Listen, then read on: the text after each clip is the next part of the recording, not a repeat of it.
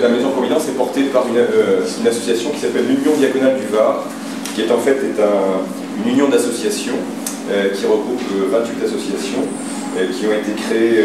à l'initiative du diocèse de Fréjus-Toulon et depuis le début animées et portées par un diacre qui s'appelle Gilles Revêche, et dont la mission était de coordonner, d'organiser la lutte contre la pauvreté et l'exclusion. Donc ce travail qui a commencé il y a 25 ans, on arrive aujourd'hui à une union d'associations qui compte 28 associations qui travaillent dans différents domaines, comme la santé et le bien-être, avec des associations qui s'appellent Promo Soins à Toulon, à Braillon, à Fréjus,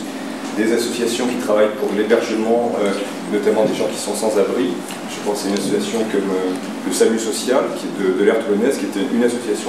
qui a été créée et qui fait partie du réseau, comme des maisons, des établissements qui gèrent des CHRS ou des établissements qui accueillent des personnes sans abri, la Maison Jéricho à Toulon. Il y a des associations qui travaillent auprès des détenus, comme la Maison des Amis de l'Oreb. Il y a des associations qui travaillent dans les quartiers.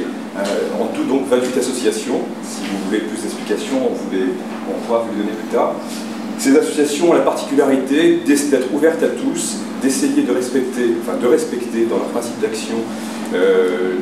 cette obligation d'ouverture à tous, et de bénéficier à ce titre de fonds publics et de financement public. Ce qui fait qu'aujourd'hui, nous avons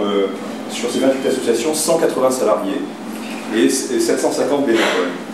Donc je dirais c'est une force de frappe assez intéressante pour l'action et la lutte contre l'exclusion et la pauvreté,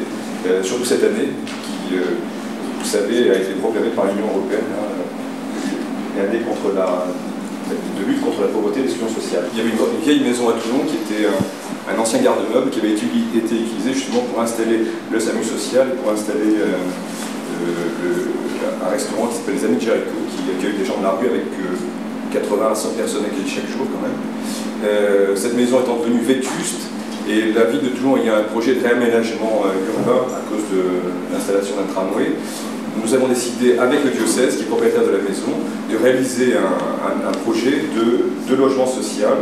C'est-à-dire qu'il va y avoir dans cette maison de la solidarité à la fois le relogement de ce qui existait, donc les Amis de Jéricho, qui accueillent les gens de la rue, et en même temps, il y aura une soixantaine de logements, dont la plupart, les 2 tiers sont des logements sociaux, et le reste c'est des logements du secteur libre, qui sont réservés à des familles en difficulté, à des prêtres retraités, à des religieux et des laïcs engagés au service du diocèse.